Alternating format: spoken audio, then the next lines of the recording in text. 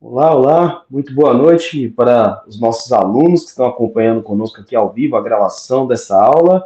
Um bom dia para você que está acompanhando a estreia dessa aula agora às 9 horas da manhã, no domingo, né? Ou uma boa tarde, boa noite para você que está acompanhando em algum outro horário, está assistindo em algum outro dia da semana. Seja muito bem-vindo, muito bom ter você aqui conosco. Não esqueça aí, se você não é inscrito no canal da igreja, de se inscrever no canal da igreja. Não esqueça de deixar o seu like, a sua curtida, né? E de compartilhar nas suas redes sociais, porque quanto mais compartilhamentos e mais curtidas, o YouTube ele vai recomendando esse vídeo para mais pessoas, tá bom? Então, fica aqui esses recados iniciais. E vamos logo para a lição, porque hoje tem muito assunto para nós tratarmos. Nós vamos tratar aí, pelo menos, dos últimos 6 ou 7 capítulos do livro de Levítico. Encerrando, hoje a gente encerra o estudo sobre o livro de Levítico, começando na semana que vem o livro de Números, né? Então nós temos aí um bom desafio para esse final. Deixa eu começar aqui com uma pergunta, eu vou perguntar para os alunos da sala, vou pedir para os alunos da sala responderem para mim, mas pensando aí você organiza a sua agenda? Você tem uma agenda? Outras pessoas organizam por você, ou você simplesmente vai levando e vamos ver o que tem para hoje, vamos ver o que tem para o dia? Então aqui eu vou provocar os alunos a participarem aí. Como é que são vocês aí com a agenda de vocês? Vocês organizam suas agendas? Vocês têm agenda? Ou hoje em dia está mais livre? Ou nunca teve agenda? Como é que é? Abre o seu microfone e participa conosco aqui.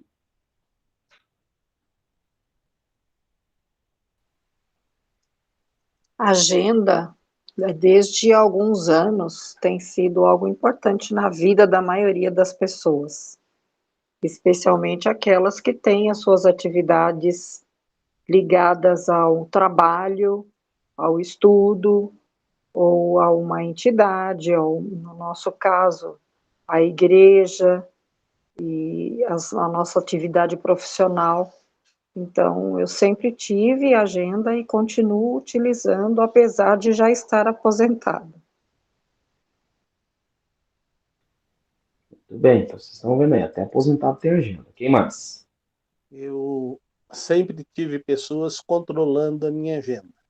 Passava os compromissos e ela ia me organizando em termos de tempo. Desde que eu deixei de ter secretária controlando a minha agenda, que isso foi nos últimos 33 anos, né? Aí, depois disto, que eu não tive mais tantos compromissos, aí a, as, a, a agenda é muito mais mental do que colocação no papel ou na agenda do celular. Hoje estou até usando para alguns compromissos a agenda do celular para me despertar do horário e tudo mais. Mas eu sinto que desde que eu perdi isto, eu digo sempre, estou com o dia cheio. E, na verdade, eu tenho alguns compromissos no dia, né? Que daria, se fosse organizado, fazer muito mais, como a palavra de Deus, aprendendo a remir o tempo por quantos dias são maus. Quem mais? Quem mais tem agenda aí? Então, pastor, eu comecei a usar a agenda agora, esse mês, na verdade, com nossas programações de missões, e aí a gente começou a fazer reunião, e aí eu disse, eu vou precisar anotar essas coisas, senão eu vou acabar esquecendo tudo, né? Que a gente vai fazer trabalho de evangelização na rua, culto nos lares, e aí eu precisei começar a ter uma agenda, mas por toda a minha vida, esse mês foi a primeira vez que eu comecei a agendar. Muito bem, muito bem. Eu diria eu costumo dizer, né? Nós sempre temos agenda. Se você não faz a sua agenda, alguém faz a agenda para você, né? Então, no trabalho, se você trabalha como um assalariado e você é subordinado de alguém, o seu líder ali de equipe, ou o seu patrão, ele faz a sua agenda ali do trabalho. Você tem ali os compromissos da sua casa, né? Se você mora com alguém e você não faz sua agenda, normalmente essa pessoa faz a agenda da casa, costumeiramente faz a sua agenda também, nesse caso, né? Se você mora sozinho, os seus compromissos fazem a sua agenda por você, né? Então, tem que lavar uma roupa, tem que lavar a louça, tem que fazer comida, ou pedir a comida, de algum jeito você acaba tendo que fazer isso. A Cintia mandou aqui, né, no chat. Eu não tenho, mas sou muito atrapalhada. Sinto que preciso de uma agenda para a organização. Nós vamos falar disso um pouco hoje. Você já pensou se o próprio Deus fizesse a sua agenda? Não diria uma agenda diária, mas quando a gente lê o livro de Levítico, a gente vê que Deus ele faz uma agenda semanal e ele faz uma agenda anual. Então pensa, eu sou casado, né? Então a Joyce geralmente cuida da agenda da família. E aí nós temos então, por exemplo, os aniversários, né? Tem os aniversários aqui de nós quatro aqui e nós temos os aniversários aí dos pais, das mães, irmãs, cunhados, assim por diante. Então o Joyce vai colocando, mas principalmente a agenda aqui, os aniversários aqui de casa, ela vai colocando. Então, ó, tal data, tal época, a gente vai fazer a festa da Rebeca, a festa da Sara, a sua festa. Ela já escolheu como é que vai ser o aniversário, a celebração do aniversário dela. Ela falou, eu quero fazer o meu num restaurante, mas eu estou pensando em fazer café da manhã. A gente vai para tomar café da manhã. Já se gosta muito, é a refeição favorita da minha esposa, é o café da manhã. Agora, pensa se Deus fizesse a sua agenda de festas.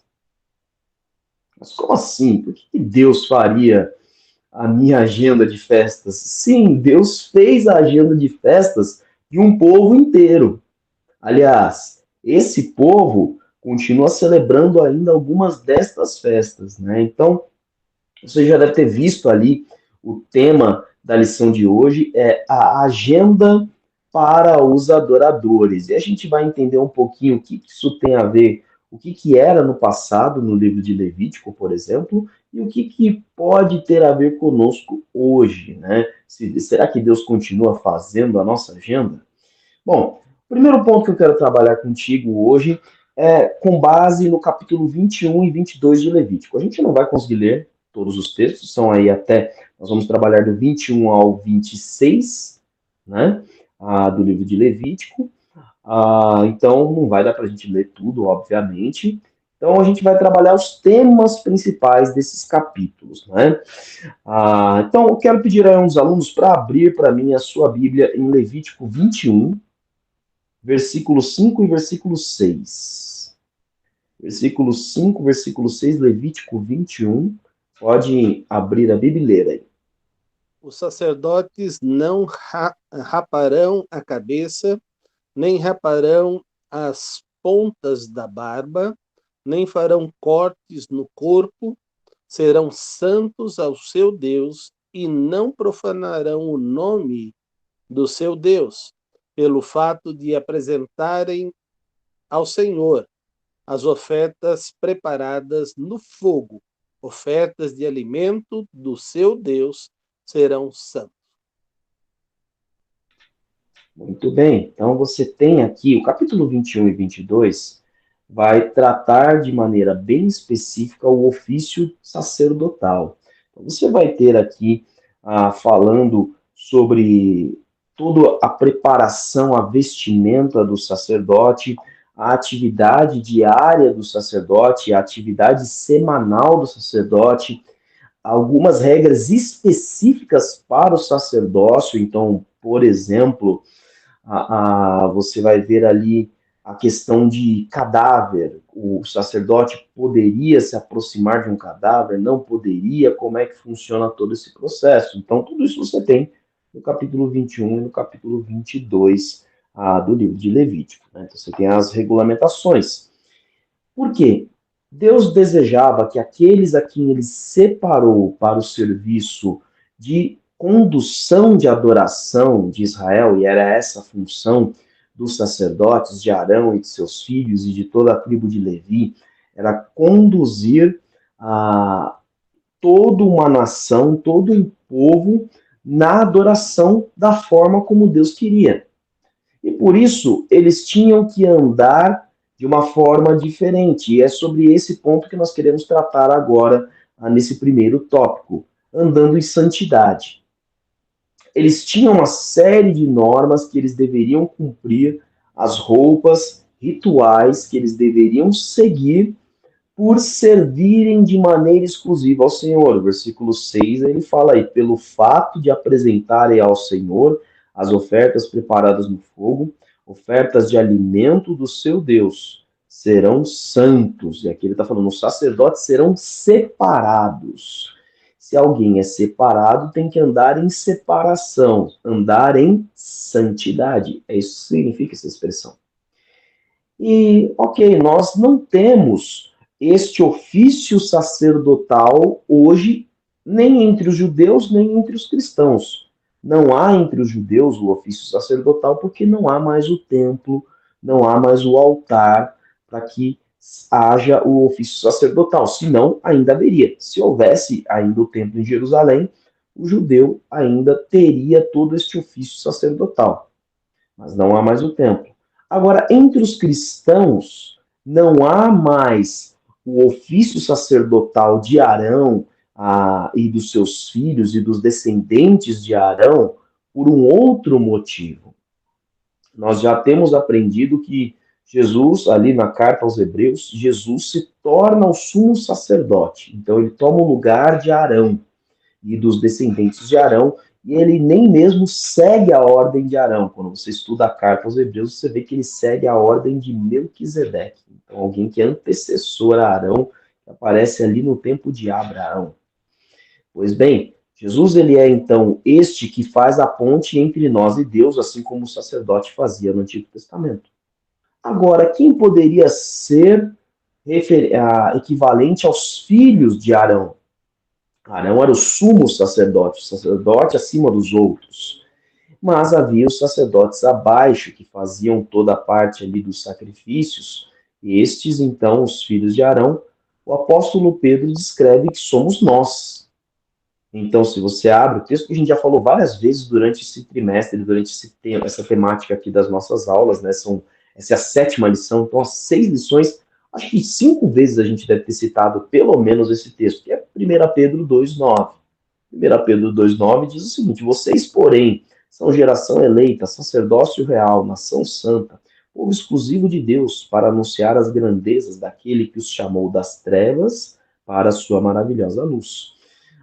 Esse texto é escrito às igrejas. Na época, Pedro escreveu às igrejas que estavam na Ásia, ali em toda a região da Ásia. E esse texto, então, está falando diretamente com cristãos, não é um texto para judeus.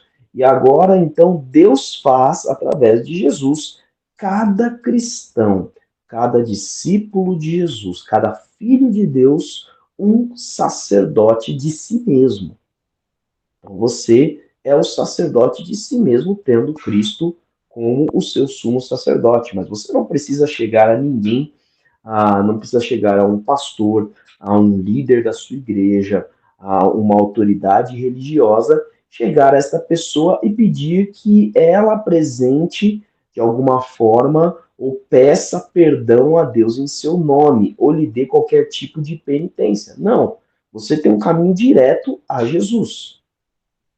Nós não temos mais os ofícios sacerdotais na questão dos sacrifícios, por exemplo, ou das ofertas de cereal, das ofertas de azeite e assim por diante. Por quê? Jesus toma o lugar de todo o sacrifício, de toda a oferta que tinha a ver com a oferta de comunhão, oferta de perdão, oferta de expiação e assim por diante. São um monte de ofertas que são descritas aqui. A gente viu algumas delas na semana passada, na aula de número 6. Né? E nós não temos mais, aliás, na aula de número 5, na aula 5. Nós não temos mais essas obrigações. Porém, como sacerdotes, veja como Pedro descreveu em 1 Pedro 2,9, Nós fomos chamados, nós fomos eleitos, nós fomos escolhidos, feitos sacerdotes reais, participando agora como um povo exclusivo de Deus tem propósito.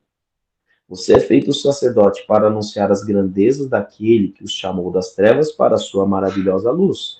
Então você tem uma função sacerdotal e uma função profética, que é justamente de anunciar as grandezas de Deus, a obra de Deus. Para isso, Deus mantém o princípio que havia no Antigo Testamento. Esse princípio não foi revogado, que é o quê? Andar em santidade. Quer ver? Abra sua Bíblia em Hebreus 12, 14. Peço para um dos alunos ler esse texto para mim. Leia para mim Hebreus capítulo 12, versículo 14. Se você achou aí na sua Bíblia, já pode abrir o microfone e ler.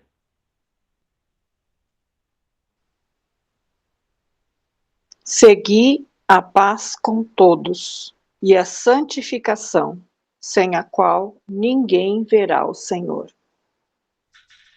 Na Nova Versão Internacional, ele termina o versículo dizendo: e para serem santos, sem santidade, ninguém verá ao Senhor, ninguém verá o Senhor. Por que o texto é tão enfático nessa questão da santidade e, inclusive, alarmante, dizendo: você não verá a Deus sem santidade? Bom, Deus ele afirma ali no capítulo 21 de Levítico: eu sou santo. Ninguém pode estar comigo, ter comunhão comigo, se não for santificado. E nós somos santificados por Jesus Cristo. Se nós somos santificados por Jesus Cristo, então por que eu tenho que andar em santidade? Eu já estou santo. O sangue de Jesus, no sangue de Jesus eu já fui perdoado, eu já fui limpo.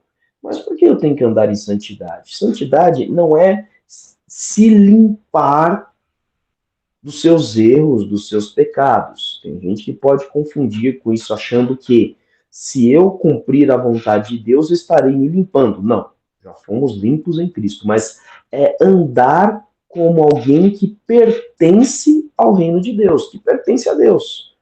Por isso Pedro diz: você é uma geração eleita. Você foi escolhido, você foi eleito, você foi separado, porque ele chama de nação santa, povo exclusivo de Deus. Então, você agora caminha em santidade porque você agora não pertence mais ao Brasil. Apesar de no seu RG estar escrito lá brasileiro, você está nos acompanhando aí, é de outro país, está escrito ali no meu documento, na minha identificação, que eu sou americano, que eu sou moçambicano, que eu sou português. Não, quando você entrega a vida a Cristo, você perde a sua cidadania terrena diante do céu. Não sei se tem um cartório lá no céu, mas teu nome está registrado. Bom, tem um livro, né? E que eu saiba ali, o escrivão, se você lê o livro de Apocalipse, o escrivão é o próprio Jesus, né? Mas tem um livro no céu e está escrito o teu nome lá. Então, porque você pertence a Cristo, você vai andar de maneira separada. E não é separado, não entenda errado, hein? Não é, agora eu sou separado, então eu vou andar tranquilo aqui, eu vou andar afastado desses pecadores, desses que não pertencem ao reino de Deus. Não, não é isso. Andar em santidade é andar conforme os princípios e as leis do reino de Deus. Então, sim, para um cristão, as leis que estão descritas na palavra de Deus, os mandamentos do Senhor são maiores do que os mandamentos da sua própria nação. Tanto que, sim, muitos cristãos em algumas nações são reconhecidos como criminosos, porque em alguma dessas nações é proibido você ter uma religião que não seja a religião do país. É proibido você seguir a um Deus que não seja o Deus daquele país. É proibido você ler um livro de alguma outra religião que não seja aquele livro daquela região oficial daquele país. E se se descobrirem que você faz isso, você vai preso e em alguns desses países você será executado. Então, sim, muitas vezes ser cristão é até mesmo ir contra a lei dos homens, se esta lei vai contra a lei de Cristo. Então, nós somos chamados para andar em santidade, mas por que a Bíblia é tão enfática dizendo, sem santidade ninguém verá o Senhor? Porque aqui, se for mal interpretado o texto de Hebreus 12, 14, você pode pensar que é a santidade que é andar separada, andar seguindo os mandamentos de Jesus que vão me levar até Deus. Ou seja, eu estou trocando a graça de Cristo pela obediência e por mérito. A gente poderia entender errado esse texto, mas não é isso. Só anda em santidade quem pertence ao Senhor. Quem não pertence ao Senhor não consegue andar em santidade, porque não foi separado pelo Senhor, porque não tem o Espírito Santo vivendo na sua vida. Então, andar em santidade é um reflexo de quem você é. Não é eu vou andar em santidade porque senão eu não vou para o céu. Porque senão eu não vou ver a Deus. Não, não. Eu vou andar em santidade porque eu pertenço ao Senhor. Eu já sou separado. Eu vou cumprir os mandamentos do Senhor porque eu amo ao Senhor. Então a minha obediência é um reflexo do meu amor a Deus e não ao contrário. Por isso que quando Jesus vai falar sobre os 2 maiores mandamentos, ele fala amar a Deus, amar ao próximo. Então, a obediência ao Senhor é reflexo de que você ama a Deus. A desobediência é uma demonstração de não amor, de que eu não amo. Então, nós temos que ter em mente isso. Quem sou eu? Quem é um cristiano? Quem é você? Você é um sacerdote real. Você é um escolhido de Deus. Você é um filho de Deus. Se eu sou assim, então eu vou começar a andar como um filho de Deus. Você já viu o príncipe William, filho do rei Charles, lá da Inglaterra? Ele anda como um príncipe. Por quê? Porque ele é um príncipe. Então, ele não pensa, eu tenho que fazer isso porque eu sou um príncipe. Não. Eu sou um príncipe. Ele foi criado desde pequeno como um príncipe. Então ele sabe quem ele é. O grande problema é que tem muitos cristãos que não sabem quem são. Que não estão entendendo que neste mundo nós só estamos aqui para anunciar as grandezas daquele que nos chamou das trevas para a sua maravilhosa luz. Esse é o nosso propósito enquanto servos de Cristo. Mostrar ao mundo a glória de Deus, mostrar ao mundo a salvação que há em Cristo Jesus, a grande obra do Senhor. Esse é o maior propósito e é para isso que nós somos chamados. Então, o primeiro ponto, antes de nós falarmos dessa agenda, é entender isso. Nós estamos andando em santidade porque nós somos sacerdotes do Senhor. Todo cristão, você entregou tua vida a Cristo? Você declara que Jesus é o seu Salvador? Declara que Ele é o Senhor da tua vida? Você é um sacerdote. E você foi chamado para andar em santidade. Antes de eu entrar aqui agora na parte da agenda de fato, algum dos alunos quer comentar alguma coisa? Não? Então vamos seguir. Muito bem. O que nós vamos falar agora? O segundo ponto, o ponto que leva ao tema desta lição. Nós vamos falar sobre criar memórias, criando memórias. Nós vamos falar sobre as festas de Israel que estão aí no capítulo seguinte, né, no capítulo de número 23 do livro de Levítico. Uma das coisas interessantes, né, que a minha esposa, a gente aprendeu isso com alguns especialistas, nossos pais já falavam disso, mas o termo agora surge com muitos especialistas que trabalham com criação de filhos, né? Dão instrução sobre criação de filhos. E uma das coisas mais legais que você pode fazer para o seu filho é criar boas memórias. Então, se eu disser a você, você teve um pai, uma mãe muito queridos, um avô, uma avó, um tio, uma tia, algum adulto aí que foi muito querido na tua infância, se eu disser a você, fala um pouco do que você viveu com essa pessoa, né? Com o pai, com a mãe, com o tio, tia, vovó. E aí você vai me contar uma lembrança. Um dia que eu fui com ele na praia, um dia que eu fui no parque, um dia que eu fui na praça. Ele sempre me dava uma revista em quadrinhos para eu poder ler. Ele me levava para pescar. Ela me levava, eu cozinhava com ela. A gente sentava no chão junto e brincava. A gente jogava videogame junto e assim por diante. Eu lembro, por exemplo, de jogar videogame com o meu pai. E era muito curioso, porque na minha época, videogame era coisa de criança. Os videogames até surgiram na juventude aí dos meus pais, né, nos anos 80, no Brasil se popularizaram aí no meio da década de 80, 85 para frente, assim por diante, mas não foi algo que cativou os pais da geração dos meus pais.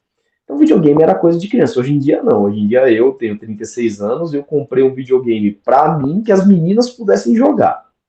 Então, mas primeiro eu pensei em mim, não vou mentir, não.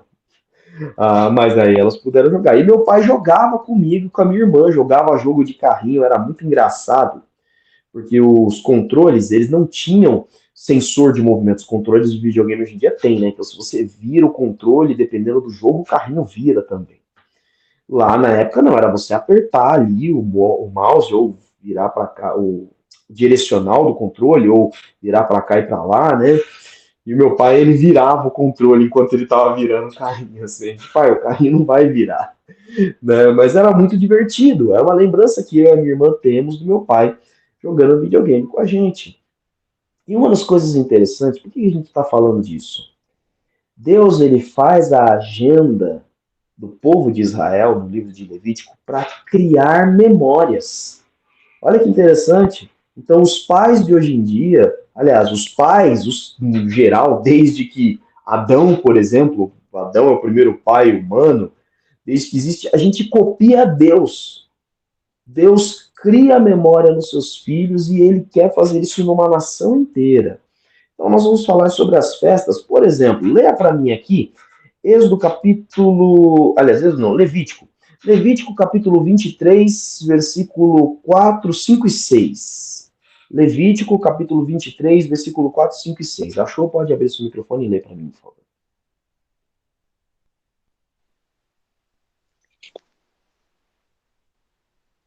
Estas são as solenidades do Senhor, as santas convocações que convocareis a seu tempo determinado. No mês primeiro, aos 14 do mês, pela tarde, é a Páscoa do Senhor. E aos 15 dias deste mês é a festa dos pães sem fermento do Senhor. 7 dias comereis pães sem fermentos. Muito bem. Então nós temos aqui você tem Deus falando com Moisés, né, traçando toda essa parte de legislação, mas é algo que ele já falou no livro de Êxodo. Se você abre a sua Bíblia em Êxodo capítulo 12, você vai ver Deus instituindo a Páscoa, no versículo 27, ele vai dizer o sentido, o significado da Páscoa.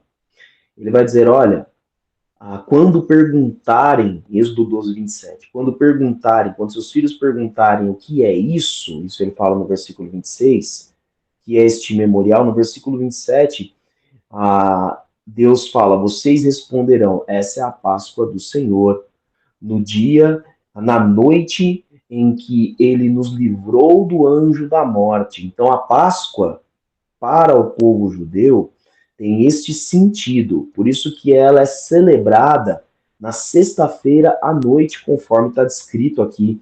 Na verdade, não é sexta-feira à noite, né? É exatamente no 14º dia, caiu na sexta-feira à noite, lá no tempo de Jesus, né?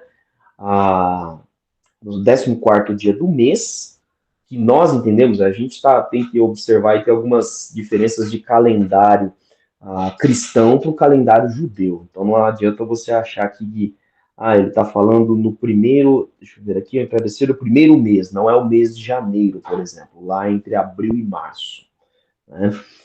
E esta celebração, então, ela era feita à noite, porque é para lembrar ali de Êxodo 12 e Êxodo 13, quando o anjo da morte passou e matou os primogênitos. Então, a Páscoa simboliza esse ponto.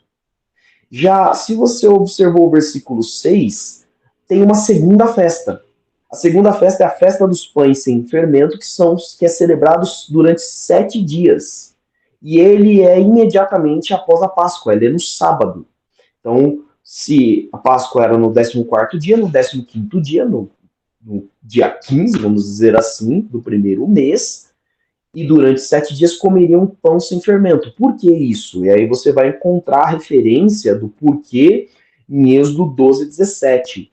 É porque logo depois do episódio do anjo da morte, ali como a 10ª praga no Egito, logo depois da celebração da Páscoa, na manhã seguinte, o povo é mandado embora ali pelo faraó, vão e celebrem no deserto, prestem culto e também orem por mim, diz o faraó a Moisés. E ali eles levam este pão sem fermento, inclusive em cestos ali, para poderem celebrar essa festa. E ali também, no versículo 17, é dado o propósito. Por que vocês comem pão sem fermento? Para lembrar a libertação do povo de Israel do Egito. Então, era por esse motivo que havia essas duas festas. Esse era, então, se você for ler ali o capítulo 12 de Êxodo ou o capítulo 23 inteiro de Levítico, você vai ver Deus falando, isto será um memorial perpétuo, vai ser uma lembrança para sempre. Agora, deixa eu perguntar aqui, nós hoje como cristãos, como seguidores de Cristo, nós temos um memorial? Ou nós temos festas memoriais? Aí abre o seu microfone e diz aí para mim os alunos. Temos. Diga, pastor Salovey. Temos sim. Casamento é uma festa memorial, celebrando laços de famílias, né? Quando as famílias se unem, é uma celebração. Outra coisa que é celebração é o nascimento. Há festas de nascimento. Também é uma celebração. Só não tem celebração de morte. Mesmo algum que memorial cristão, ruim, pastor? Memorial Tem cristão algum... tem. A ceia que foi instituída pelo próprio Senhor, a ceia do Senhor, o batismo como ordenança, mas também é a celebração da nova vida em Cristo. Então, cristão são estes. Alguém quer acrescentar mais algum outro memorial? Alguma outra festa? Natal é o memorial também. Muito bem. Páscoa também foi falado aí. Tem mais algum? Tem. Dos quais eu não me lembro. Tem um monte, né? Muito bem, muito bem. Isso aí foi só um exercício para a gente pensar. Irmã Emil, sua irmã levantou a mão? Sim, a Páscoa já foi falado, né? Páscoa foi. Obrigada. Muito bem. Então, sim, nós temos memoriais. Bom, um memorial cristão, de fato, como ordenança, onde é falado, é justamente essa expressão, é justamente a ceia do Senhor. Nós temos algumas ordenanças, o batismo é uma ordenança, então todo aquele que crê em Cristo, o próprio Jesus manda que seja batizado em nome do Pai, do Filho e do Espírito Santo. Mateus 28, 19, por exemplo, você vai ter ali o texto que é bem traçado desta forma. Então, todo aquele que crê deve declarar a sua fé em Cristo. Mas, de fato, o memorial é a ceia do Senhor. Pode ser que você estivesse pensando, a Páscoa e o Natal. A Páscoa e o Natal não foram instituídos por Jesus, né? A celebração da Páscoa, como nós cristãos celebramos, você não vai achar uma instituição bíblica. Isso foi organizado ao longo do tempo, justamente para nós lembrarmos disso. O Natal, da mesma forma. Não há nenhuma instituição bíblica dizendo você deve celebrar o nascimento de Cristo. Nós entendemos que devemos fazer isso, a gente até já comenta por isso. Mas a ceia, de fato, ela é uma ordenança em memória. Olha ali Lucas 22, 19 e 20. Abre sua Bíblia em Lucas 22, 19 e 20. Olha o que Jesus vai dizer ali. Tomando o pão, deu graças, o partiu e deu aos seus discípulos, dizendo: isto é meu corpo dado em favor de vocês. Façam, então aqui você está vendo, aqui é uma ordem, façam isto em memória de mim. Da mesma forma, depois da ceia, tomou o cálice, dizendo: este cálice é a nova aliança no meu sangue derramado em favor de vocês. Se você abre sua Bíblia em 1 Coríntios 11, a partir ali do versículo 17, você vai ter, especificamente ali a partir do 23, você vai ter Paulo orientando a igreja em Corinto e nos orientando como deveria ser esta celebração da ceia do Senhor e usando a mesma expressão: todas as vezes que vocês comerem deste pão e beberem deste cálice, vocês anunciarão a morte do Senhor. Toda vez que você comer o pão, comerá em memória do Senhor. Beber do cálice, vai beber em memória do Senhor. Então, nós temos uma instituição memorial, de fato, dada pelo próprio Jesus, da mesma forma que no Antigo Testamento havia um propósito de lembrança. Jesus institui, inclusive, esta lembrança na Páscoa judaica, só que mostrando ali que ele agora substitui a Páscoa judaica. Por isso que nós temos uma Páscoa cristã. Na Páscoa judaica, você come um cordeiro sacrificado. Esse cordeiro morreu no nosso lugar, no caso, da família ali que está comendo, em favor dos pecados da família. Na Páscoa de Cristo, na Páscoa que nós celebramos, Cristo morreu, tomou o lugar do cordeiro e ele morreu em nosso lugar. Então, a ceia do Senhor é um ato memorial para lembrarmos disso. Ou seja, Deus continua criando memórias em nós. E aprove Deus na história que nós criássemos outras festas memoriais também. E aí, então, nós temos um novo sentido para a Páscoa, que é justamente para nós lembrar do sacrifício de Jesus, é um ato de memória. Nós também, aí, temos a celebração do Natal, e é justamente também para lembrar que Cristo veio ao mundo em nosso favor.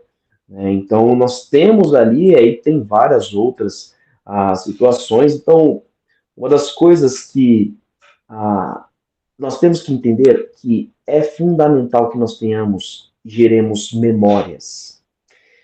Abra sua Bíblia em Lamentações, um livro que é pouco lido pelas pessoas. Lamentações, capítulo 3. Vou pedir para os alunos lerem para mim. Do versículo 21 ao versículo 25. Lamentações 3, do 21 ao 25. Quem achou pode ler. Quero trazer à memória o que me pode dar esperança. As misericórdias do Senhor são as causas, são a causa de não sermos consumidos, porque as suas misericórdias não têm fim. Renovam-se a cada manhã. Grande é a tua fidelidade. A minha porção é o Senhor, diz a minha alma. Portanto, esperarei nele. Bom é o Senhor para os que esperam por ele, para a alma que o busca. Muito bem. Nós devemos ter outras festas memoriais na nossa vida? É claro. O pastor Salvi deu exemplo aí de aniversário de casamento. Você deve ter outras festas memoriais na tua vida para lembrar o que Deus tem feito. Por que é bom comemorar um aniversário? Não é simplesmente porque é legal para ganhar presente, reunir a família ou coisa do tipo. É para lembrar que Cristo lhe deu mais um ano de vida. Deus lhe permitiu que você agora tivesse mais um ano de vida. Por que que é bom comemorar um ano de casamento? Deus nos abençoou por mais um ano, celebrando uma vida juntos, uma vida a dois. Por que que é bom celebrar o aniversário dos filhos? Agradecer a Deus porque preservou mais um ano de vida dos nossos filhos e assim por diante. Nós celebramos o aniversário da nossa igreja, por exemplo, durante 72 anos, Deus tem abençoado a Igreja Batista de Vila Matilde. Então, por isso que a gente celebra ao Senhor. As festas devem ser celebrações ao Senhor. E quando você trata qualquer tipo de festa com uma celebração ao Senhor, é possível ter uma festa em santidade, ou seja, não vai ser uma festa onde as pessoas vão se ferir, onde as pessoas vão fazer coisas erradas, vão sair da festa carregados, vão ter discussões. Não, é uma celebração ao Senhor. E o profeta Jeremias fala em Lamentações como é importante ter na memória. Ele diz aqui: quero trazer à memória aquilo que pode me dar esperança, o que pode me dar esperança. E aí ele lembra o porquê. Ele lembra, olha, as misericórdias do Senhor são a causa de nós não sermos consumidos, porque as suas misericórdias não têm fim, elas se renovam a cada manhã. Toda vez que você tem atos memoriais na tua vida, celebrações memoriais na tua vida, você vai lembrando da misericórdia do Senhor em vários momentos da tua vida. E é isso que vai renovando a tua esperança. É muito interessante porque esperança não é só futuro. A esperança sempre é de algo que vai acontecer. Só que ela é cada vez mais fortalecida quando a gente olha para o passado. É só você olhar, por exemplo, a esperança de estar no céu com Cristo. Mas por que eu tenho essa esperança? Porque eu olho para trás e eu vejo o sacrifício de Cristo e eu vejo a promessa de que ele virá para nos buscar, de que ele voltará. Então, olhar para trás pode fortalecer a tua esperança. Então, tenha na sua mente, crie memórias com o Senhor para fortalecer a tua esperança. Ele diz aqui, ó, no versículo 24: minha porção é o Senhor, diz minha alma, portanto esperarei nele. Então, estas festas que são instituídas por Deus, ali no Antigo Testamento, muitos princípios que nós aprendemos devem ser mantidos. Realmente vocês vão perceber que as festas aqui não serão para nós mesmo, a maioria delas. Mas cada uma delas ensina um princípio de que a gente deve guardar na memória. Vamos a outra festa aqui. A festa da colheita. A festa da colheita ou a festa dos primeiros frutos. Então agora, eu vou pedir para um aluno ler para mim Levítico 23, leia o versículo 10, depois leia o versículo 22. Então, Levíticos 23, leia o 10, depois o 22. Aí pode abrir seu microfone e ler. Fala aos filhos de Israel e diz-lhes: quando houverdes entrado na terra que vos hei de dar, e fizerdes a sua colheita, então trareis um molho de primícias da vossa cega ao sacerdote. Agora o 23. 22. Irmã Nilson, o áudio da irmã está um pouquinho longe. Deixa o microfone aqui. É, a outra parte está aqui embaixo. Então, agora, lê de novo para mim. Lê para mim de novo o 10, que ficou muito longe. Isso, ok. E aí depois o 22.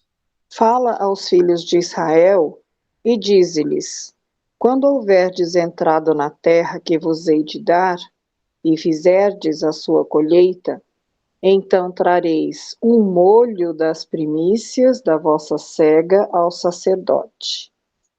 22. E quando fizerdes a colheita da vossa terra, não acabarás de cegar as beiradas do teu campo, nem colherás as espigas caídas da tua cega. Para o pobre e para o estrangeiro as deixarás. Eu sou o Senhor vosso Deus. Muito bem. Então, Você tem aqui a festa da colheita. Então Deus diz: olha, quando vocês entrarem na terra prometida, vocês fizerem a primeira colheita, você consagrará desta primeira colheita, você vai consagrar uma parte ao Senhor. Essa é a festa da colheita que depois ela seria celebrada anualmente. E essa festa tem como princípio, primeiro, a gratidão ao Senhor. Então lembrava ao povo de que o que ele colhia não é porque ele era um bom agricultor, não é porque ele cuidava bem da terra. Ele colhia porque Deus estava ali abençoando a sua terra, estava mandando as chuvas, estava impedindo que pragas chegassem até a colheita. E aí ele trata agora, no versículo 22, falando sobre essa festa, a festa da colheita, do princípio da generosidade. Então ele diz: olha, não colha até as extremidades da lavoura, nem ajuntem as espigas caídas, deixe para os necessitados e para os estrangeiros.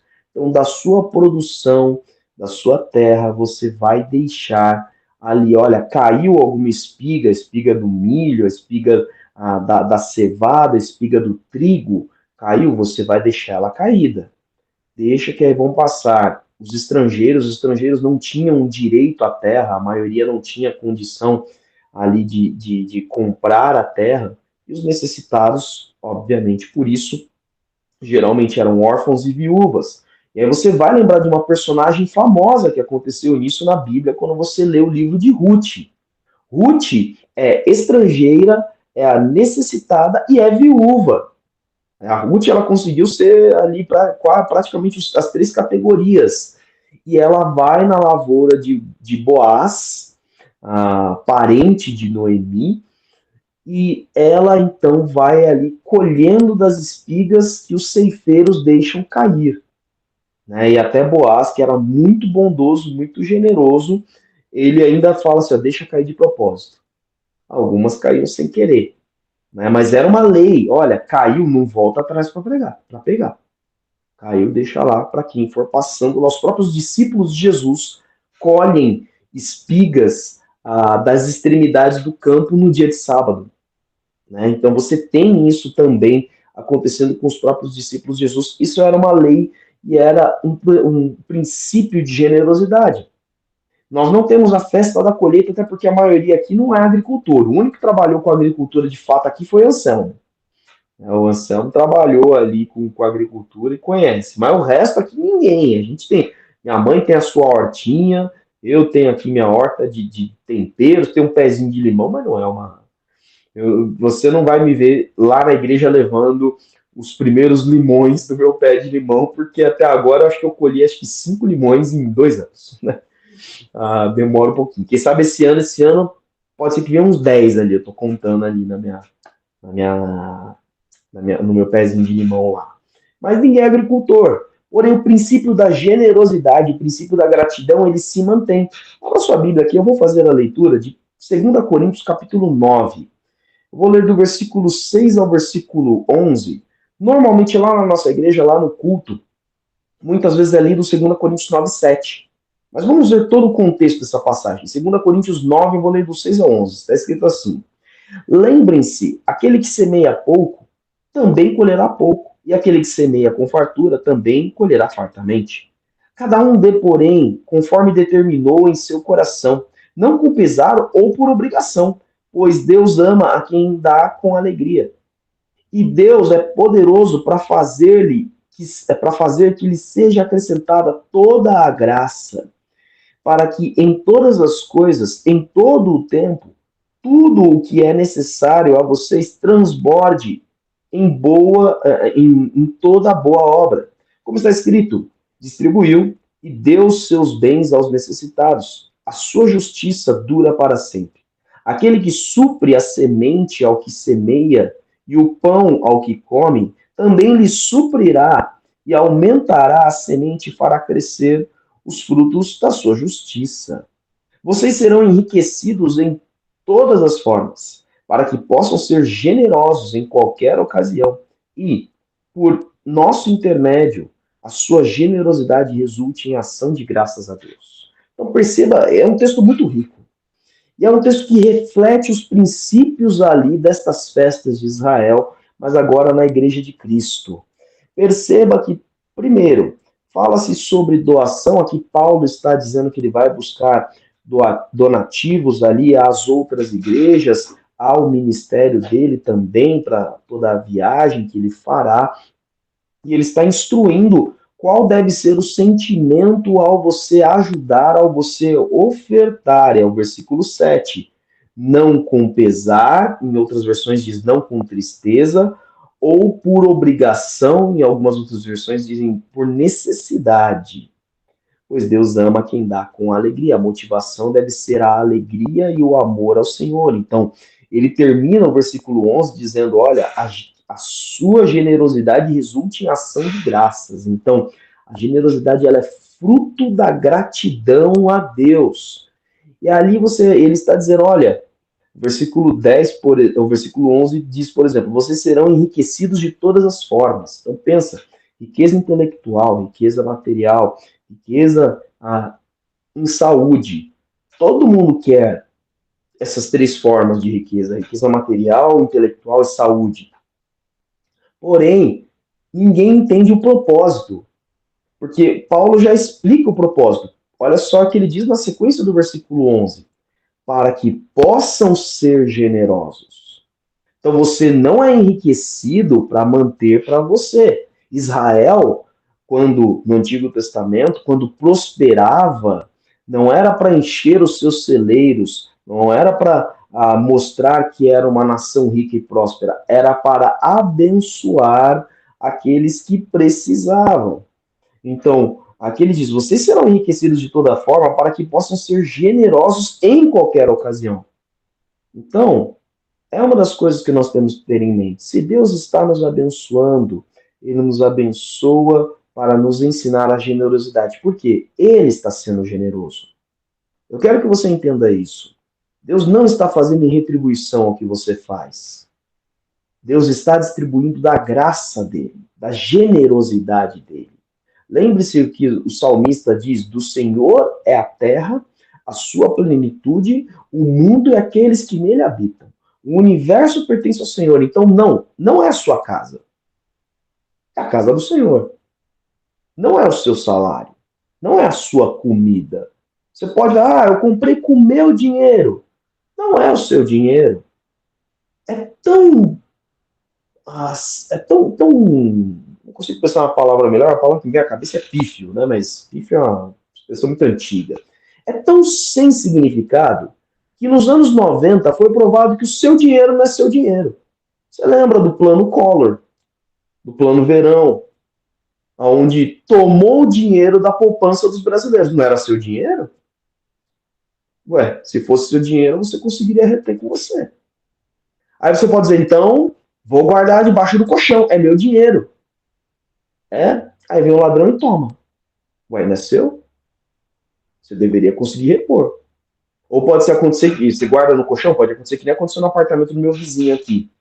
Deixou o celular carregando ali na tomada, deixou o carregador em cima do colchão, deu um curto, pegou fogo no colchão. Imagine se ele guardasse dinheiro no colchão. Então nós temos que ter em mente que tudo pertence ao Senhor. Então quando Ele dá, é generosidade dele, para nos ensinarmos a sermos generosos. Propósito. Tudo Deus faz com propósito. A outra festa que é dada aqui no capítulo 23, então volta lá para Levítico 23, é a festa das cabanas, ou a festa dos tabernáculos, que é uma linguagem mais antiga. Leia para mim aqui, Levítico 23, leia o 34, depois o 42 e o 43. Levítico 23, aí leia o 34, aí pula para o 42 e o 43. Pode ler.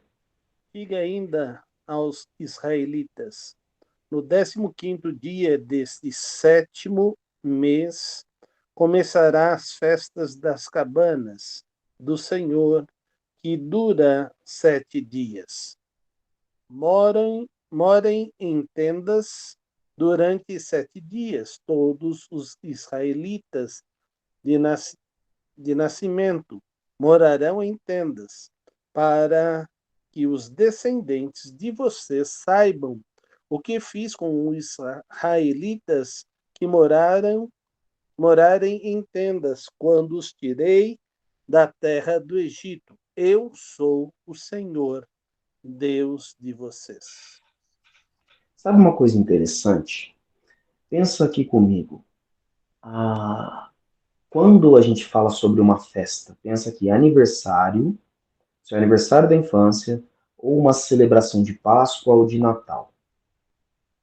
Se eu te perguntar o que você comia, imediatamente você vai lembrar da comida e você vai lembrar do gosto.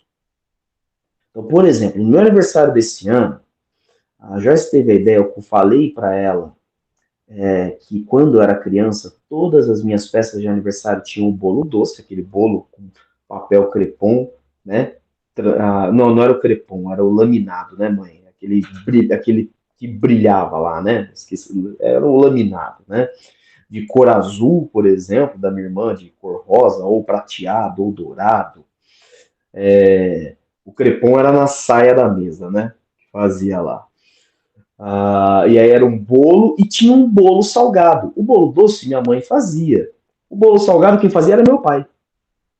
Então Joyce fez o bolo doce pro meu aniversário e eu comentei e aí ela pediu pro meu pai para fazer o bolo salgado. Né? E tava uma delícia o bolo salgado lá. Meu pai fez exatamente como ele fazia. Quando eu era criança, ele fazia um desenho de ketchup, né? No bolo, escrevia parabéns, parabéns Cristiano, com ketchup. Essa coisa sensacional. Tá vendo? Eu tô descrevendo para você justamente isso. Comida lembra. Mas não só comida.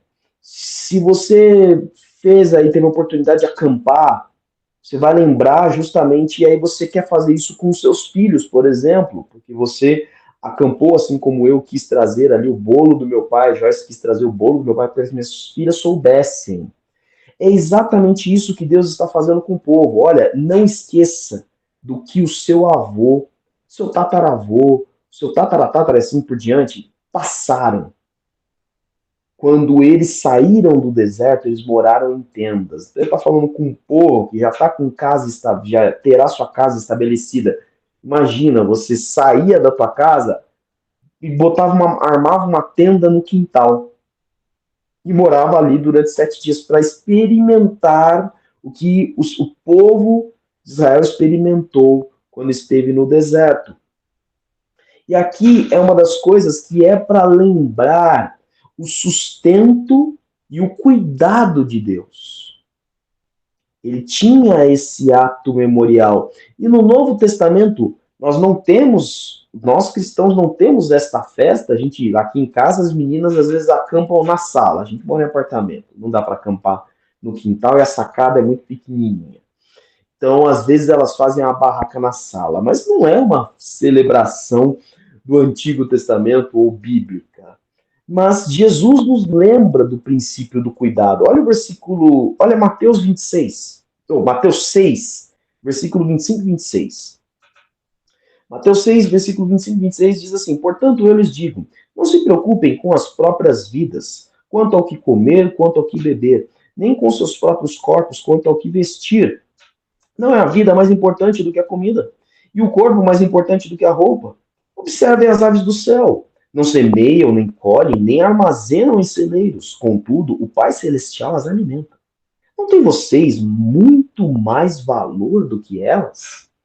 Então, Jesus traz à memória que Deus, assim como cuidou do povo no deserto, continua cuidando de nós hoje. Nós temos que ter isso em mente. Infelizmente, a gente não tem uma festa para celebrar. Quem sabe você pode bolar uma festa na sua família, na sua casa, para lembrar do cuidado do Senhor. Como eles tinham que fazer isso para lembrar que no local mais adverso, local que não havia água, não havia comida, local que o clima era totalmente desfavorável, o clima levava as pessoas à morte, mesmo que tivessem comida e água, por exemplo. Em tudo isso, Deus cuidou do povo durante 40 anos, onde eles atravessaram aquele deserto. Aqui são as festas que estão descritas no capítulo de número 23. E eu quero passar aqui, bom, antes de passar para o próximo tópico, eu quero perguntar aqui aos alunos, aos irmãos querem acrescentar alguma coisa, os professores querem acrescentar alguma coisa? Pode abrir o microfone e falar. Pode falar, pastor Salomão. Uma das coisas que nós nos esquecemos com muita rapidez ou nem queremos lembrar são dos momentos difíceis que passamos, mas, na verdade, esses momentos difíceis foram os momentos que mais sentimos o cuidado e Deus suprindo, né? E a gente não traz esses momentos na celebração. A gente não se lembra, e quando se lembra com um ar jocoso, não com uma recordação de como foi difícil para a pessoa nos dar aquela situação que nos supriu até chegarmos agora. Então é muito importante. Eu recentemente vi uma moça que se formou em medicina, os seus pais trabalham numa cooperativa de lixo, e ela estava dizendo, muitas vezes eu vi meu pai trazendo a comida para eu e minha mãe comermos. E não era suficiente para ele. E no dia seguinte ele saía para trabalhar, para trazer outras comidas.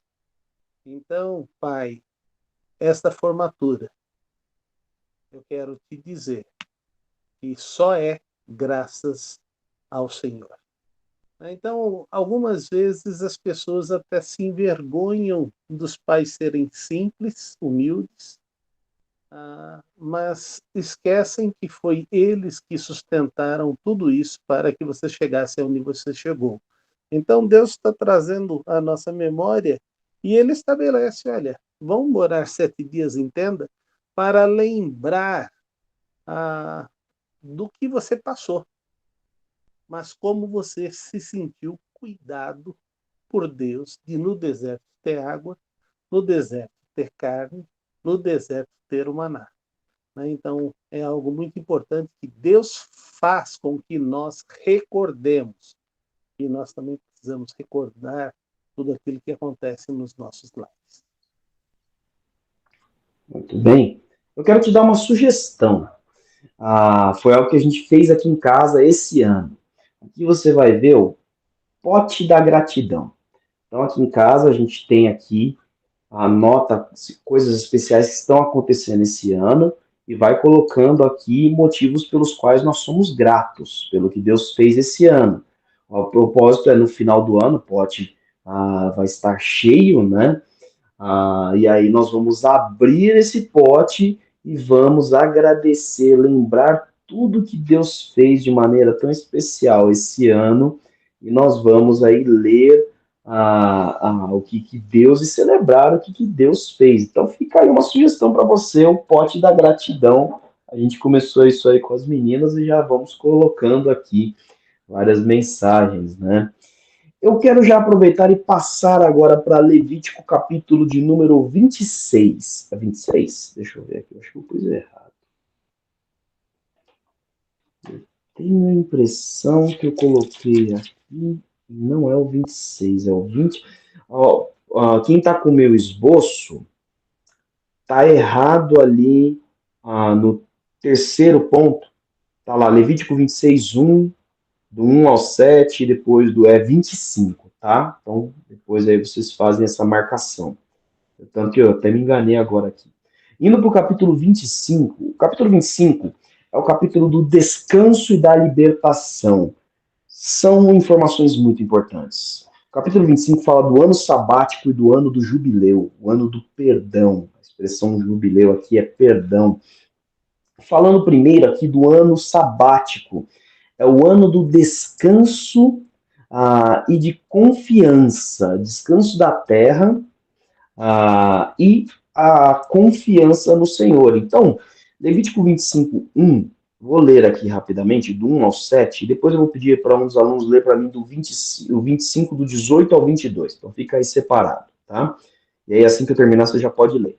Então, Levítico 25, do 18 ao 22. Eu vou ler aqui, então, do 1 ao 7. Então disse o Senhor a Moisés no Monte Sinai: diga o seguinte aos israelitas: quando vocês entrarem na terra que lhes dou, a própria terra guardará um sábado para o Senhor. A própria terra guardará um sábado para o Senhor. Durante 6 anos semeiem as lavouras, aparem as suas vinhas e façam a colheita de suas plantações. Mas no 7º ano terá um sábado de descanso dedicado ao Senhor. Não semeiem nas lavouras, nem aparem as vinhas. Não colham o que cresce por si. Não colham o que cresce por si. Nem colham as uvas de suas vinhas, que não serão podadas. A terra terá um ano de descanso. Vocês se sustentarão do que a terra produzir no ano de descanso. Você e seu escravo, sua escrava, o trabalhador contratado, o residente temporário que vive entre vocês, bem como seus rebanhos, animais selvagens de sua terra, tudo que a terra produzir poderá ser comido. Agora lê para mim o 18 ao 22.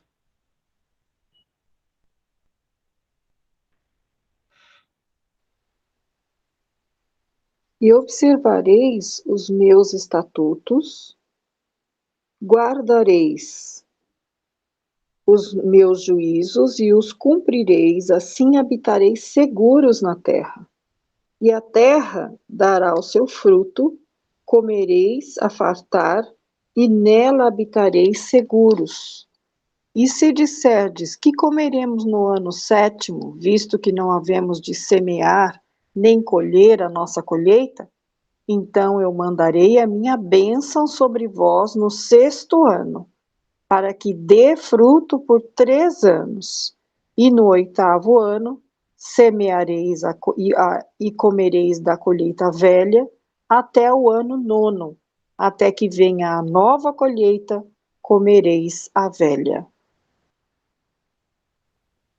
Muito bem, então, olha que interessante. Aqui é uma continuidade da festa das cabanas, por exemplo, que nós estamos falando, é a festa das colheitas. A festa, o ano sabático, é um ano que é separado ali, baseado, então, nos dias da semana, por isso sabático, porque é no sábado, assim como eles descansavam todos os sábados, no 7º ano a terra descansaria. E é justamente, você sabe, quando você estuda um pouquinho sobre a agricultura, se você plantar, principalmente ali a questão de culturas, se você planta a mesma cultura, o mesmo tipo de plantação em um espaço, chega um momento que você vai exaurir todos os recursos minerais. Hoje em dia, você já tem tecnologia onde você vai acrescentando ali, renovando os minerais da terra à medida que você vai fazendo a plantação. Mas naquela época você não tinha isso. Você poderia exaurir todo o recurso natural da terra e pronto, você não conseguiria ali plantar, retirar bom fruto depois. Então havia um tempo de descanso para a terra naquela época, para que ela mantivesse a sua fertilidade. Então isso era algo que era obrigatório. E isso não era só um exercício de agronomia para o povo judeu, apesar de ser. Era um exercício de confiança. Olha, vocês não vão plantar nada no 7º ano. O que eu vou comer no 7º ano? Vocês vão produzir o suficiente. Eu, Deus, vou abençoar o suficiente para que vocês comam, para que vocês colham do 6º ano, e o que vocês colherem no 6º ano será o suficiente para o 6º, o 7º, e aí você vê Deus já extrapolando o 8º e até o 9º. Porque, de fato, se você não planta no 7º ano, você não tem comida não só para o 7º ano, mas também não tem comida para o 8º ano. Então, Deus, ele vai extrapolar porque, ok, aí no 9º ano eu poderia produzir no 8º, certo? Perfeito. Mas Deus fala, não, se você confiar em mim, eu vou cuidar de você além do que você espera, além do que você imagina. Então, o ano de descanso era um cuidado especial para a terra onde eles iam morar, porque eles não seriam mais um povo nômade, não seriam mais um povo viajante, não seria nem como Abraão, que também ele viajou por diversas áreas ali de Canaã. Não, eles estariam estabelecidos, eles estariam ali nesta terra ali presentes. Então, não daria para você mudar para outro lugar. Tinha que cuidar do seu pedaço de terra ali mesmo. E isso é um exercício para nós hoje. O exercício de descansar no Senhor. Um dos salmos mais conhecidos da Bíblia nos instrui ali que o Senhor nos dá enquanto nós dormimos. É inútil levantar de madrugada, dormir tarde, comer pão de dores, pois o Senhor dá aos seus enquanto dormem. Então, realmente, não adianta você trabalhar de sol a sol, achando que é isso que vai sustentar a tua casa. Não, você precisa aprender a descansar no Senhor. E ao aprender a descansar no Senhor, você vai perceber como é Ele que cuida da tua vida. A Bíblia não está dizendo para você não trabalhar. A Bíblia está dizendo para você não se exaurir nas suas forças, porque não é a exaustão das suas forças que vai trazer o sustento ao seu lar, o sustento à tua vida, mas sim a ação de Deus na tua vida. Aqui ainda, neste mesmo capítulo, ele avança, capítulo 25, ele avança para falar do ano do jubileu, que é o ano da libertação, o ano do perdão. É algo totalmente diferente das outras nações. Então, vou dar aqui uma lida rápida do Levítico 25, do 8 ao 12. Vou ler aqui, Levítico 25, do 8 ao 12. Contem 7 semanas de anos, 7 vezes 7 anos. Essas 7 semanas de anos totalizarão 49 anos. Então façam soar a trombeta no 10º dia do 7º mês, no dia da expiação, façam soar a trombeta por toda a terra de vocês e consagrem o 50º ano, o ano de número 50, e proclamem a libertação por toda a terra a todos os seus moradores. Este lhe será o ano de jubileu, quando cada um de vocês voltará para a propriedade da sua família e para o seu próprio clã. O 50º ano lhe será jubileu. Não semeiem e não ceifem, o que cresce por si mesmo, nem colham das vinhas não podadas. É jubileu, e lhe será santo, como apenas o que a terra produzir. Aqui você tem, então, um ano de perdão. Se você ali, o israelita, se ele havia comprado um escravo, neste ano ele libertaria o escravo. E não é daqui a 50 anos. Se você comprou no 49º ano, no 50º, você vai ter que libertar este. Se você comprou uma terra, você teria que devolver esta terra à família. E ali, se você leia depois do capítulo 25, você vai ver que tinha uma conta a ser feita em números de colheitas e assim por diante. Mas em Israel era instituído o ano do perdão. Ninguém seria escravo para sempre. Ninguém ninguém teria perdido a sua terra para sempre devido à sua necessidade, devido à sua pobreza. Ele teve que vender a terra, por exemplo, porque não tinha condição de se alimentar ou de pagar as suas dívidas e assim por diante. Você tinha ali um tempo de perdão. Este princípio, ele é mantido. Aliás, o perdão, ele faz parte da adoração. Então, quando você olha, por exemplo, o apóstolo Paulo orientando em Colossenses 3,13, Colossenses 3,13 diz: suportem uns aos outros e perdoem as queixas que tiverem uns contra os outros. Perdoem como o Senhor lhes perdoou. E aí você lembra Então, Jesus orientando, por exemplo, Marcos 11, 25 e 26. E quando estiverem orando, se tiverem alguma coisa contra alguém, perdoem, para que também o Pai Celestial perdoe seus pecados. Mas se vocês não perdoarem, também o seu Pai, que está nos céus, não perdoará os seus pecados. Então, perceba que perdão é um princípio de quem pertence a Cristo. Um princípio de quem é um adorador do Senhor. Não, nós não temos o ano do jubileu entre os cristãos, seria uma prática interessante. Bom, graças a Deus aí não há mais escravidão, por exemplo, mas seria uma prática interessante aos necessitados, porém, o princípio que o Novo Testamento nos ensina, que Jesus nos ensina, é até muito maior, onde nós temos que ter um exercício diário e constante de perdão. Pedro pergunta, até quantas vezes eu devo perdoar o meu irmão? E eles tinham, na lei judaica, até 7 vezes. Jesus diz, não, até 7 não, até 70 vezes 7. Aí a pessoa poderia pensar, então são 490 vezes. E depois deu 491, não preciso perdoar mais. Não, Jesus ele está somando os números, ali, o número 7 na Bíblia é o número da perfeição. Então ele está elevando a perfeição extrema. Se o teu irmão pecar contra você, se o teu irmão fizer o mal, quantas vezes ele fizer, você deve perdoar.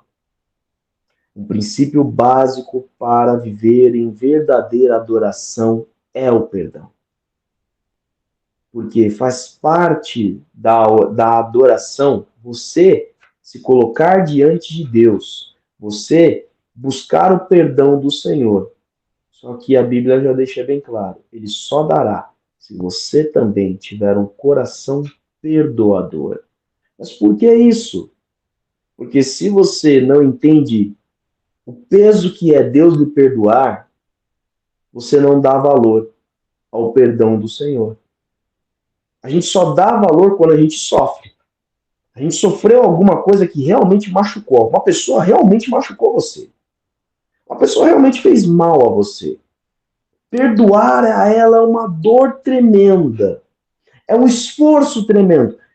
E você acha que para Deus não é? Deus mandou o seu Filho morrer na cruz por nós para nos conceder o perdão. Você já teve que matar um filho seu para perdoar alguém? Não. Você pode até ter perdido um filho. Mas você não teve que enviar o seu filho à morte para que oferecesse perdão a uma pessoa. E Deus fez isso. Esse é o preço. Então, quando a gente não perdoa, a gente não entende o perdão de Deus e a gente corre o risco de achar que não precisa do perdão de Deus. Por isso que a palavra de Deus diz, ele não perdoará os nossos pecados. A verdade é que a gente não entende.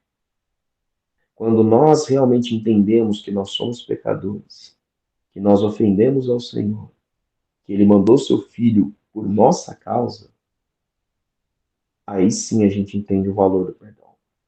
Certa vez eu vi um judeu sendo perguntado, eu acho que era um judeu messiânico, um judeu que crê em Cristo, no caso. Ele permanece como judeu, mas ele crê em Cristo, é chamado de judeu messiânico. Porque mandaram uma pergunta para ele ali, uma pergunta acusatória.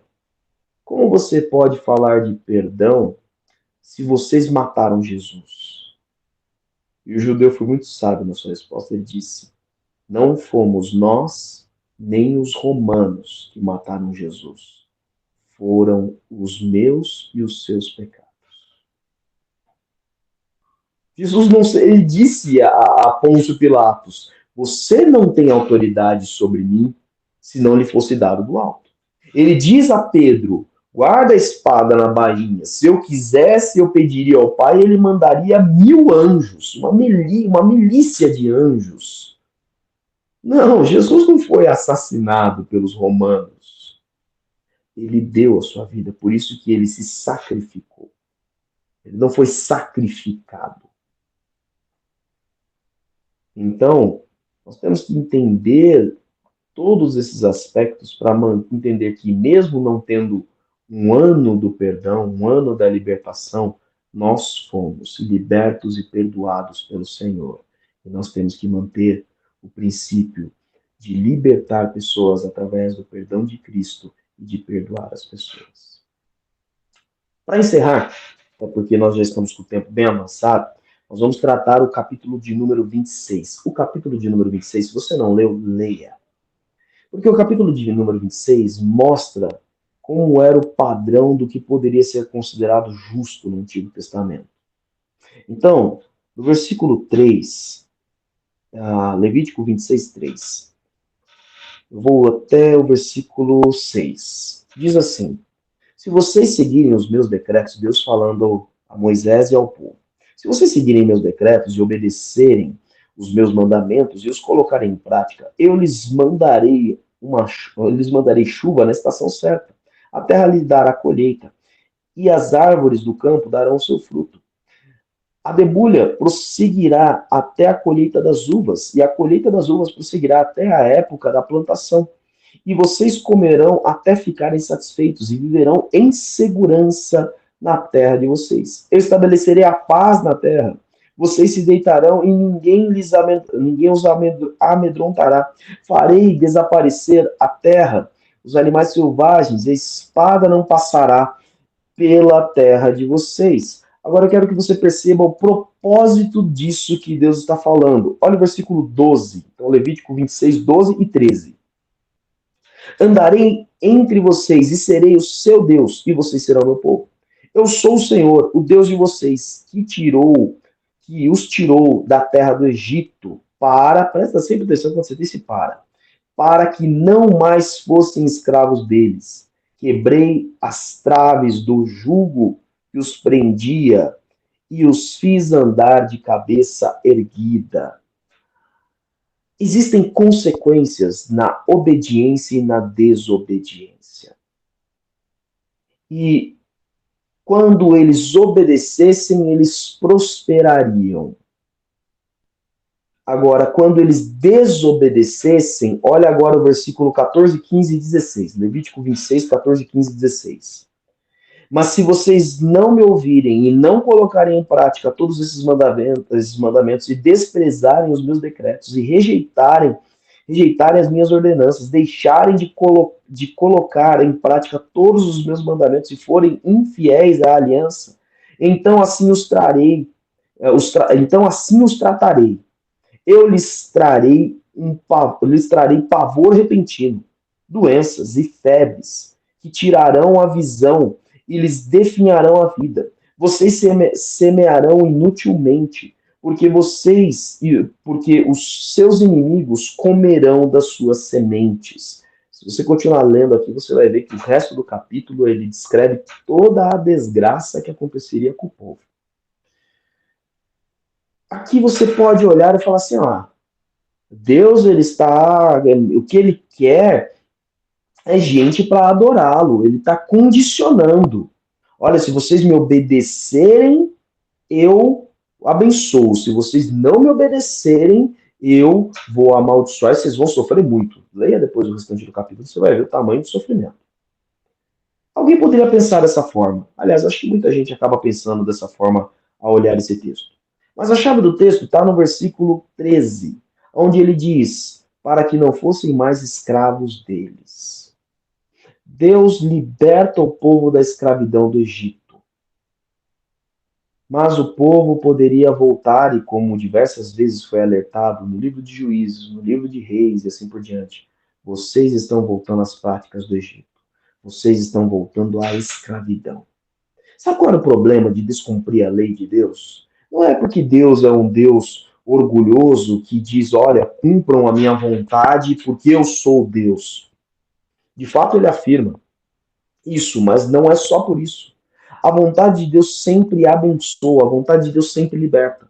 Então pensa, eles parariam de cumprir a vontade de Deus. O ano do jubileu, não haveria mais libertação, não haveria mais perdão, como não estava vendo. O ano sabático, não haveria mais descanso da terra. A terra começaria a ser devastada. A terra começaria a perder toda a sua fertilidade. Aí eu olho então para a festa da colheita. Não seria mais celebrada a festa da colheita. Então, eles agora não seriam mais generosos com os necessitados. Isso acontece. Leia o livro do profeta Malaquias. Leia o livro do profeta Ageu. Eles já não são mais generosos. Eles já não cuidam mais dos seus necessitados. Pelo contrário, eles começam a escravizar os necessitados. Aí você olha para não celebrarem mais a festa da Páscoa. Eles já não tinham mais memória, identidade nacional. Não tinham mais uma cultura. Não eram mais um povo de fato. Então, perceba que havia consequências pela desobediência porque eles desgraçariam a nação. Não é diferente hoje. Se um cristão não anda em santidade como um adorador do Senhor, ele não olha mais para os necessitados da nação. Ele não prega mais o evangelho. Não há mais generosidade. Então perceba que não é diferente conosco hoje. Por que estas coisas são tão importantes? Porque a desobediência leva a consequências sérias para a nossa vida. Comece a desobedecer ao Senhor e você vai ver o que acontece na sua família. São brigas, são separações, são desuniões. Veja o que acontece no seu lar. Eu não quero que você pense que todo o mal que sobrevém sobre a sua vida é consequência de desobediência. Às vezes você está obedecendo ao Senhor, mas você está com problemas, você está com dificuldades. O que será que eu estou fazendo de errado? Não, Jesus diz que se nós seguíssemos, nós sofreríamos porque estávamos indo na contramão do mundo. Porém, mesmo na perseguição do mundo, ainda nós nos sentiríamos as pessoas mais abençoadas do mundo. Por exemplo, o apóstolo Paulo, que preso escreve cartas aos Filipenses, aos Colossenses, aos Efésios, e várias vezes confessa sua alegria e a confiança de estar diante do Senhor ali. O Senhor está cuidando dele, ele reconhece o cuidado do Senhor.